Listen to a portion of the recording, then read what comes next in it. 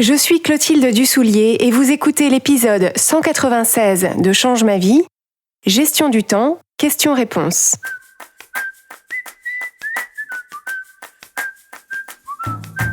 Bienvenue sur Change ma vie, outils pour l'esprit. Je suis Clotilde Dussoulier, je suis entrepreneur et master coach certifié et sur ce podcast, je vous livre chaque semaine des outils précis et concrets pour comprendre les mécanismes de votre cerveau et de vos émotions et construire exactement la vie à laquelle vous aspirez. Je suis très heureuse d'inaugurer avec cet épisode un nouveau format que mon équipe et moi-même avons imaginé pour vous et que nous allons vous proposer régulièrement. C'est un format questions-réponses sur une thématique particulière et c'est vous, auditeurs et auditrices de Change ma vie, qui nous soumettez vos questions brûlantes sur le sujet. Pour ce premier épisode de questions-réponses, on va parler de gestion du temps, un sujet autour duquel je sais que vous êtes nombreux et nombreuses à rencontrer des difficultés. Et donc, je remercie les auditeurs et auditrices qui ont répondu à notre appel à questions. Si vous voulez participer vous aussi au prochain épisode de questions-réponses de Change ma vie, il suffit de nous suivre sur Instagram. Notre compte c'est @oui-change-ma-vie et c'est là que nous vous informerons de nos prochains appels à questions. Sur la thématique de la gestion du temps, la première question qui nous est posée est la question de hasard. Bonjour Clotilde, alors moi la question de la gestion du temps me parle beaucoup puisque ça fait 6 mois que je suis en inactivité. Je travaille dans l'événementiel, donc suite à la crise, je suis au chômage technique. Et tous les jours, j'essaie de me fixer des objectifs en fait dans ma vie quotidienne, ma vie personnelle. Et à la fin de la journée, ou à la fin de la semaine, je me dis, j'ai pas eu le temps de faire ci, j'ai pas eu le temps de faire ça. Ou alors quand on me pose la question, toi tu travailles pas, je réponds, j'ai pas eu le temps. Alors ma question c'est, as-tu des outils pour optimiser son temps de la meilleure des manières possibles ? Merci. Bonjour hasard, merci beaucoup pour cette question. La première chose qu'il va être important de faire, c'est de faire le point sur la façon dont tu utilises effectivement ton temps. Parce que tu nous indiques que tu te fixes des objectifs tous les jours, mais qu'à la fin de la journée ou à la fin de la semaine, quand tu fais le bilan, tu te dis que tu n'as pas eu le temps de faire certaines choses. Donc la question c'est, à quoi est-ce que tu utilises effectivement ton temps ? Est-ce que c'est que tu fais des choses qui sont en ligne avec tes objectifs, mais à la fin de la semaine, tu choisis de penser qu'il aurait fallu en faire plus ? Ou est-ce que tu fais tout à fait autre chose que ce que tu avais prévu de faire ? Donc, pour prendre un exemple, on pourrait imaginer que tu te sois dit « Je vais profiter de cette période d'inactivité forcée pour me former sur, une idée au hasard, le montage vidéo » et tu t'es inscrite à une formation en ligne. Donc, dans une situation comme celle-là, ton objectif chaque jour pourra être un objectif dans le cadre de cette formation, donc par exemple tel module visionné ou telle mise en pratique réalisée. Et à la fin de la journée, au moment du bilan, l'enjeu c'est de te demander très simplement « Est-ce que j'ai effectivement fait ce que j'avais prévu de faire ? Oui, non, pourquoi ? La clé, c'est d'aborder ce questionnement, non pas dans le jugement ou la déception de toi, mais avec beaucoup de curiosité et d'ouverture, en étant à 100% ton allié, c'est-à-dire dans l'idée de mieux te connaître, mieux connaître ta façon de fonctionner, comprendre ce qui peut t'empêcher d'avancer sur tes projets, sur cet objectif, pour pouvoir t'aider ensuite, le lendemain et les jours d'après, à surmonter les obstacles ou les difficultés que tu peux rencontrer. Donc si par exemple, au lieu de visionner les modules prévus, tu es sorti te balader avec un ami, la question c'est pourquoi ? Au moment où tu as reçu le coup de fil de ton ami, qu'est-ce qui fait que tu as renoncé à ce que tu avais prévu et choisi de faire autre chose ? Et une fois que tu as identifié cette raison, ce pourquoi, tu as la possibilité d'évaluer cette raison pour voir si elle te plaît ou non. Par exemple, si la raison c'était que dans l'instant tu étais dans ta formation et que tu étais en train de te dire c'est trop dur, j'avance pas, j'y arriverai jamais, et que au moment où on te propose une balade, en fait c'est une bonne opportunité de fuir ton propre découragement, ça c'est pas forcément une très bonne raison parce que ton découragement t'attendra à la maison à ton retour et en plus tu vas te mettre à te dire que tu as encore pris plus de retard. Si, en revanche, la raison qui a fait que tu es parti te balader, c'est que c'est ton ami qui habite à l'autre bout du monde et qu'il est de passage pour quelques jours seulement, et que par ailleurs c'est une priorité pour toi de maintenir autant que possible des relations sociales alors que tu es dans une période de relatif isolement, comme tout le monde, alors tu peux décider que c'est une bonne raison pour toi et tu peux profiter pleinement de ta balade en prenant soin de planifier le moment où tu visionneras le module que tu avais prévu de visionner pour que tu puisses rester en ligne avec ce que tu avais prévu de faire pour avancer dans ta formation. Donc, ce qui est important, c'est ça. C'est à chaque moment de la journée, on a tout un tas d'aiguillages, tout un tas de moments, de choix, où on a le choix entre faire ce qu'on avait prévu de faire ou faire autre chose. Et en fait, il faut s'exercer à faire ces choix de façon consciente et délibérée pour de bonnes raisons, au service de ce qui est le plus important pour nous. En fait, on ne va jamais utiliser nos objectifs contre nous. Un objectif, c'est pas fait pour être une prison, et on veut garder notre liberté de faire d'autres choix à tout moment, à condition que ces choix-là soient alignés avec ce qu'on veut pour nous-mêmes et à condition de se dire la vérité au moment où on fait des choix, où en réalité on est un peu en train de se mentir en se disant « non mais là, juste une fois, ça fait rien, c'est pas si important », alors qu'en fait, si, cet objectif-là, il est réellement important pour nous. La question suivante nous a été posée par Bérénice. Bonjour Clotilde, je suis Bérénice, je suis infirmière et moi, ma préoccupation principale en niveau de gestion du temps, c'est mon emploi du temps. Parce qu'en fait, j'ai pas du tout un planning fixe. Des fois, je travaille le matin, des fois, je travaille l'après-midi, des fois, je travaille la nuit. Et ça, c'est un gros problème pour moi pour arriver à gérer mon temps parce que je peux pas avoir une vraie routine. Voilà. Est-ce que tu as des astuces ? Merci. Bonjour Bérénice et merci beaucoup pour cette question. Ce qui va être intéressant pour toi, c'est d'explorer plus en détail le lien que tu fais entre ce que tu fais de ton temps, d'une part, et d'autre part, tes horaires de travail qui changent et cette idée de routine.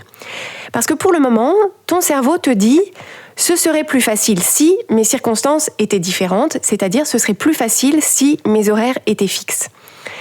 Et le but du jeu, c'est de demander à ton cerveau de préciser ce qu'il veut dire exactement. En quoi est-ce que ce serait plus simple ou plus facile d'avoir des horaires fixes ? Qu'est-ce que tu penses qui serait possible pour toi, qui n'est pas possible aujourd'hui, si tu travaillais tous les jours, par exemple de 9h à 18h ? Qu'est-ce que tu penses que tu pourrais mettre en place à ce moment-là ? Comment est-ce que tu penses que tu gérerais ton temps ? Qu'est-ce que tu penses que tu pourrais faire avec ton temps libre ? Et quel serait le bénéfice de faire tout ça ? Le but du jeu, c'est vraiment de t'imaginer transposer par magie dans la même vie que ta vie actuellement, mais avec des horaires fixes, pour pouvoir te demander précisément qu'est-ce qui serait différent, qu'est-ce que je ferais de différent, qu'est-ce que ça me permettrait de créer et de vivre de différent. Le premier bénéfice de te poser ces questions, c'est que ça va te permettre de dessiner ce que tu veux en volume plutôt qu'en creux. Tu vas pouvoir préciser ce que tu veux faire, comment tu veux gérer ton temps et pourquoi, plutôt que dans ton esprit de lister surtout ce qui ne te convient pas actuellement, ce qui est difficile actuellement, ce qui n'est pas possible actuellement. Ensuite, une fois que tu auras défini ça clairement, c'est-à-dire une fois que tu sauras ce que tu veux faire de ton temps et pourquoi, idéalement, ta mission c'est de te demander, dans l'organisation actuelle de mes horaires, comment est-ce que je peux m'y prendre pour créer et avoir tout ça. Quand on se sent contraint par nos circonstances, c'est-à-dire par une certaine situation ou un certain mode d'organisation, souvent ce qui se passe, c'est qu'au quotidien, on bute sur cette contrainte et à chaque fois qu'on bute sur cette contrainte, on capitule.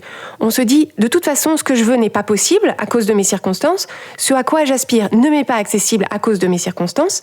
Et quand on pense à cette situation uniquement à travers ce filtre de contrainte, notre cerveau est lancé sur la piste de tout ce qui est difficile ou pas possible ou contraignant dans ces circonstances, dans cette situation. Et donc c'est là-dessus qu'on porte notre attention et ça alimente au quotidien notre vision de nos circonstances comme étant une contrainte qui nous empêche de vivre comme on voudrait, de vivre et de gérer notre temps comme on voudrait. Donc au contraire, pour pouvoir mettre à profit la puissance de réflexion et l'ingéniosité de notre cerveau, il faut le lancer délibérément sur la piste de toutes les solutions, tous les aménagements, toutes les bonnes idées qu'on peut avoir quand on pose à notre cerveau de bonnes questions. Donc une bonne question, c'est par exemple, si c'était possible d'utiliser mon temps exactement comme j'en ai envie autour de mon emploi du temps actuel, comment est-ce que je m'y prendrais ? Qu'est-ce que je ferais de différent ? Quelles bonnes idées est-ce que je mettrais en place ? Qu'est-ce que je ne ferais plus ou qu'est-ce que je ferais moins ? Etc., etc.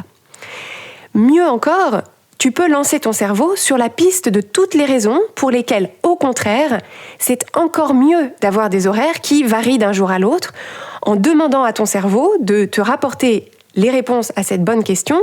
En quoi est-ce que c'est un énorme avantage de ne pas avoir les mêmes horaires tous les jours ?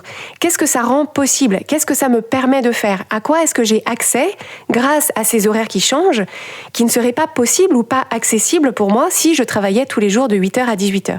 En quoi, en un mot, en quoi est-ce que c'est formidable d'avoir des journées qui sont organisées comme ça ? Pour ce qui est de l'idée de la routine que tu évoques, en réalité, une routine n'est pas obligatoirement liée à une heure en particulier de la journée. On peut tout à fait ancrer une routine autour d'une activité, autour de quelque chose qu'on fait, sans l'ancrer sur l'heure qu'il est au moment où on le fait. Donc on peut par exemple mettre en place une routine autour de l'heure de réveil, ou autour du moment du repas, ou autour du moment juste avant de partir travailler, ou juste avant de s'endormir. Et cette routine-là, qu'on peut ancrer autour de ces moments, elle peut être mise en place autour de ces événements, même si ces événements n'arrivent pas tous les jours nécessairement à la même heure. Et ma recommandation, pour y voir plus clair, c'est de faire une observation précise sur quelques jours de la façon dont tu utilises ton temps, que ce soit ton temps de travail ou ton temps libre, pour que tu puisses identifier les choses que tu fais à certains moments qui te plaisent, pour que tu puisses les répliquer à d'autres moments grâce, par exemple, à des routines que tu pourrais mettre en place qui correspondraient à ton usage idéal de ton temps. On va maintenant écouter la question de Damien. Quelle place accordes-tu au temps libre, de repos, de plaisir et de loisirs personnels dans notre équilibre de vie ? De quelle manière peut-on les intégrer à notre quotidien ? Est-ce que c'est une bonne idée de leur dédier une plage horaire fixe dans la journée ? Mais dans ce cas, ne court-on pas le risque que ces temps perdent finalement en naturel, en spontanéité et en alignement avec l'humeur du moment ? Bonjour Damien et merci pour ta question. Alors je vais te répondre en dissociant le plaisir d'une part et le repos et les loisirs d'autre part. Ma perspective au sujet du plaisir, c'est que le plaisir doit être central dans tout ce qu'on fait au quotidien. C'est une erreur de se dire qu'on va ajouter du plaisir dans sa vie comme si c'était une sorte de luxe, comme si c'était quelque chose qu'on faisait à part une fois que le reste de notre journée normale s'était déroulé. C'est absolument capital pour notre épanouissement et pour notre santé mentale de cultiver cette dimension de plaisir dans tout ce qu'on fait et à tous les moments de notre journée. Donc quand on parle de plaisir, il y a bien sûr le plaisir sensoriel qu'on peut trouver et créer de plein de façons différentes du matin au soir par le biais de nos 5 sens, mais il y a aussi le plaisir émotionnel qu'on peut trouver et créer dans toutes nos actions et dans toutes nos interactions. Il y a par exemple le plaisir d'œuvrer à une mission ou d'avancer sur un projet, le plaisir d'apprendre, le plaisir de se sentir progresser, le plaisir du travail bien fait, le plaisir des challenges relevés, le plaisir d'aider les autres, le plaisir de la collaboration, le plaisir de la connexion avec les autres. Donc le plaisir, je précise que c'est l'une des 4 valeurs de Change ma vie. Donc les 4 valeurs de Change ma vie, c'est clarté, responsabilité, croissance et plaisir. Et c'est vraiment une pratique délibérée au quotidien, à la fois au sein de notre équipe et au sein de notre programme de coaching, que de donner beaucoup de place à la joie, au rire, à la fierté et à l'enthousiasme dans tout ce qu'on fait. Pour ce qui est de la place à accorder au repos et au loisir dans notre équilibre de vie, la réponse c'est exactement la place qu'on veut. On est tous différents et on a tous besoin et envie de temps de repos et de loisirs différents, et ça peut aussi évoluer au fil des chapitres de notre vie. Donc par exemple, si on est passionné par son travail, si on y prend énormément de plaisir, qu'on adore ce qu'on fait, que ça nous remplit d'énergie de faire avancer nos projets, et si on se sent bien au quotidien dans cette façon de fonctionner, il n'y a pas de raison de s'astreindre arbitrairement à faire autre chose. Ce qui est important et qui sert de glissière de sécurité, c'est d'être en mesure d'évaluer au quotidien justement si on se sent bien, c'est-à-dire si ce mode de fonctionnement nous convient toujours, pour pouvoir entendre et savoir entendre nos propres signaux de fatigue ou de saturation. Donc il y a d'abord les signaux de fatigue physique. Donc c'est est-ce que je suis capable de les détecter dans mon corps ? Est-ce que je suis capable de ressentir quand mon corps m'envoie des signaux qui me disent il faut arrêter, il faut ralentir, il faut se reposer ? Et si je suis capable de les détecter, tout aussi important, qu'est-ce que j'en fais quand je les détecte ? Est-ce que je choisis de passer en force parce que je ne m'autorise pas à avoir des limites dans mes capacités de résistance physique ? Ou est-ce que ces signaux de fatigue physique, je les prends en compte avec attention ? Est-ce que j'en fais une priorité ? Et est-ce que je fais ensuite ce qu'il faut pour effectivement ralentir mon rythme, me reposer et me donner l'opportunité de recharger mes batteries ? En plus des signaux de fatigue physique, il y a les signaux de fatigue émotionnelle qui sont tout aussi importants à détecter et qu'on peut identifier dans le carburant émotionnel avec lequel on avance dans notre journée. Et notamment, c'est important de savoir détecter, est-ce que j'ai moins envie ? Est-ce que ma motivation faiblit ? Est-ce que mon discours intérieur change de tonalité et par exemple se durcit ? Est-ce que les choses, d'un coup, me paraissent beaucoup plus compliquées, beaucoup plus lourdes ? Est-ce que je ressens moins de plaisir dans ce que je fais, moins de satisfaction ? Tout ça, c'est important de pouvoir le détecter parce que nos émotions servent de GPS et ce sont des signaux qui m'indiquent que j'ai besoin de prendre un moment pour réévaluer où est-ce que j'en suis et comprendre de quoi est-ce que j'ai besoin là où j'en suis pour pouvoir me l'apporter. Et souvent, ce dont j'ai besoin dans ces moments-là, c'est effectivement de débrancher, de prendre du recul, quelle que soit la façon dont j'aime prendre du recul. Ça peut être aussi de faire autre chose, de jouer, de rire, d'aller faire un tour, de parler d'autre chose, de m'aérer le corps et l'esprit. Et en apprenant à être attentivement à l'écoute de ces signaux, que ce soit des signaux physiques ou des signaux émotionnels, ce qui se passe, c'est qu'on apprend à se connaître de mieux en mieux et on peut mettre au point le mode de fonctionnement unique, le mode de fonctionnement quotidien qui nous convient le mieux à nous, c'est-à-dire mettre au point pour nous-mêmes l'équilibre travail-loisir, l'équilibre activité-repos, qui nous permet à nous personnellement, à nous personnes uniques, de nous sentir bien, de nous sentir en forme, de nous sentir nourris intérieurement et pleinement vivants ou vivantes, pour pouvoir, en fait, une fois qu'on a cet équilibre travail-loisir, cet équilibre activité-repos, on peut ensuite organiser notre emploi du temps autour de cette vision de ce qui est notre équilibre idéal à ce moment-là, qui d'ailleurs va continuer à évoluer au fil des chapitres de notre vie. La quatrième et dernière question de cet épisode nous a été proposée par Julie. Bonjour Clotilde, j'aimerais savoir comment bien gérer son temps sans avoir l'impression de gérer des to-do list avec des contraintes temporelles incessantes. Merci d'avance, à très bientôt. Bonjour Julie, merci beaucoup pour cette question. Ce que j'entends en filigrane à travers ta question, c'est l'impression qu'on peut avoir de subir sa to-do list, c'est-à-dire de fonctionner au quotidien avec une longue liste de choses à faire, finalement plus de choses à faire que de temps pour les faire, et que on se trouve à essayer désespérément de tout faire tenir, mais qu'on est toujours limite, voire débordé. Et donc c'est la course perpétuelle et aussi l'éternel recommencement parce que à chaque fois qu'on coche un truc, en réalité, il y en a déjà 3 de plus qui se sont ajoutés.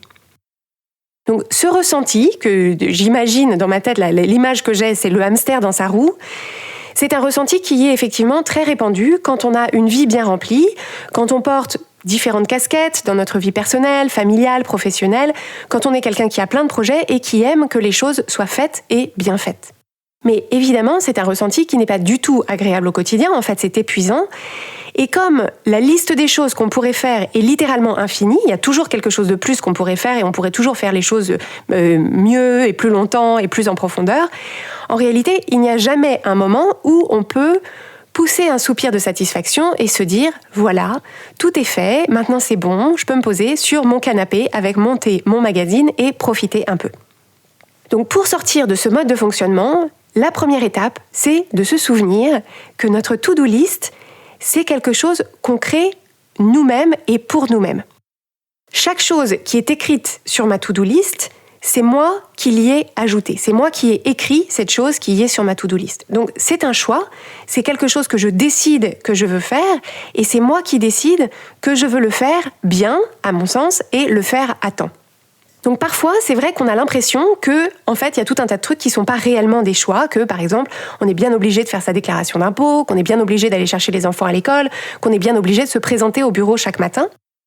Mais en réalité, c'est important de se souvenir que ça reste un choix. En réalité, on choisit de faire toutes ces choses parce qu'on préfère les conséquences de les avoir faites aux conséquences de ne pas les avoir faites.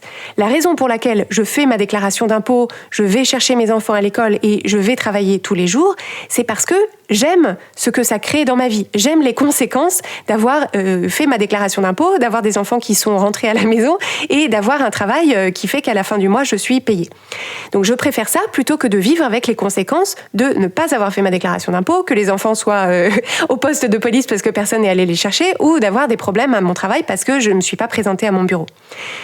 Et c'est capital de reprendre possession de l'intégralité de ces choix, c'est-à-dire du choix de mettre toutes ces choses sur ma to-do list et ensuite, du coup, d'y consacrer du temps dans ma journée, parce que c'est ça qui va me permettre d'évaluer, comme c'est moi qui les ai ajoutées, si ces tâches que j'exécute, c'est à moi d'évaluer si ça correspond effectivement à quelque chose qui est important pour moi. C'est-à-dire, est-ce que effectivement le fait de faire ces choses, ça crée un résultat dans ma vie qui me tient à cœur? Est-ce que ça correspond à mon essentiel? Ou est-ce que en réalité, j'accomplis toutes ces choses-là par habitude ou par peur? Et en réalité, quand on fait réellement cette évaluation, on découvre qu'il y a tout un tas de choses qu'on fait, non pas parce qu'on a activement envie de les faire ou activement envie du résultat qu'on crée en les faisant, pas parce qu'on trouve que c'est important, mais parce que, en fait, on ne s'est pas réellement posé la question, on ne s'est pas posé 2 minutes pour se poser cette question-là, ou alors on n'a pas osé dire non, ou on n'a pas pensé à demander si ça pouvait être fait autrement, ou plus simplement, ou par quelqu'un d'autre, ou plus tard. Et donc, mener cette analyse précise et concrète de l'utilisation actuelle de notre temps, c'est ça qui ouvre l'espace ensuite pour décider de façon intentionnelle si on a envie de continuer à faire toutes ces choses-là, ou chacune de ces choses-là, pour de bonnes raisons, ou si, pour certaines de ces choses, on veut réaménager l'utilisation de notre temps et trouver ensuite les solutions qui permettent de le faire. Et c'est de cette façon que, minute par minute et heure par heure, on apprend à regagner du temps dans notre emploi du temps pour ce qui nous importe vraiment.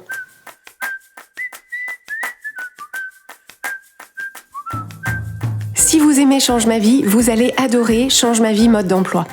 Change ma vie mode d'emploi, c'est le programme de coaching qui va vous donner des ailes pour atteindre tous vos objectifs de vie. Grâce à notre méthodologie unique, nous allons vous guider pas à pas pour développer la vision riche et vivante de ce que vous voulez. Nous allons vous aider à trouver la clarté sur la façon la plus simple et la plus directe de l'obtenir, et nous allons vous apprendre à soutenir votre élan tout du long en surmontant les obstacles avec confiance pour vous sentir avancer tous les jours vers la vie à laquelle vous aspirez.